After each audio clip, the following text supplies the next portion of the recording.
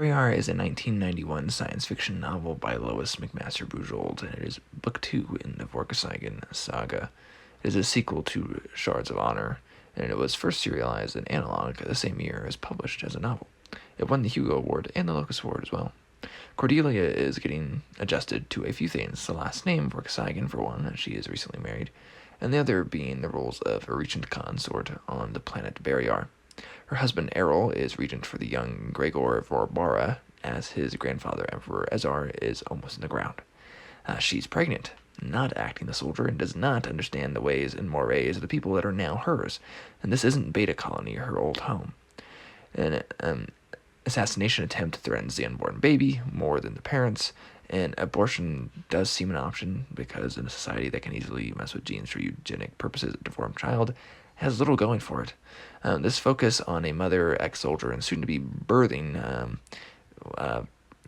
for the protagonist of the series that's adopting to a new society is a nice change of pace compared to the most, space opera I've read.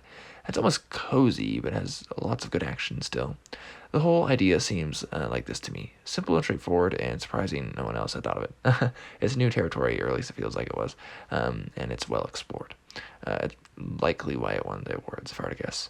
With simple things like conversations, special occasions, such as parties and state events, swollen feet, in-laws, etc. I mean, it's all pretty straightforward, but not stuff I read in tales of high adventure all that often. And the culture is also interesting. Lots of feudal infighting, funerary traditions that feel almost pagan, and society itself feels almost late medieval, and Cordelia comes from a far more progressive society and a planet where no one lives on the surface, which is very different than Barrayar. For example, wood means poverty in Barrayar, but wealth on Beta Colony.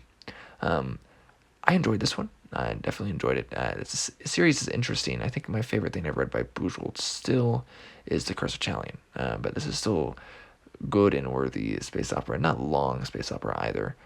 This is the second book normally if you're reading the start through Cordelia, right, Shards of Honor and then Barrayar, but Cordelia is the main character in these two books, but in reality, she's not the main character, as far as I'm aware. The main character is the child, and that child is the main character in Warrior's Apprentice, which is another place that you can start, and that is the one I'm going to be reading next, though. So, anyways, Liam from Liam's Lyceum. I will catch you next time.